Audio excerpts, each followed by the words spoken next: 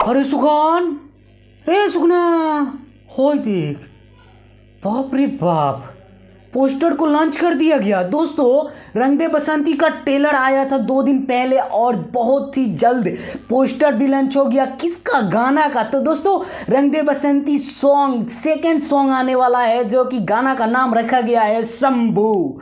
और ये भी गाना भक्ति होने वाला है, ये भी गाना हिंदी होने वाला है। और वही लुक, वही अंदाज, खेसारी भैया का वही लुक है जो कि आरती दिखा रहे हैं, जो ट्रेलर में आप देखे हुए हैं वही लुक है। तो दोस्तों, आप सभी को मैं बता दूं कि कल सुबह SRK म्यूजिक पे सुबह 6:30 पे आप सभी को ये गाना देखने को मिलेगा। और ये गाना लिखे हुए हैं डॉक्टर कृष्णा एन शर्मा जी और म्यूजिक दिए हैं ओम झा। और बता दें कि ये गाना को गाए हुए हैं जितेश शंकर जी। तो दोस्तों, ये गाना भी बहुत ही बड़े लेवल का शूट हुआ है और शंभू ये सेकंड गाना है रंग दे बसंती का।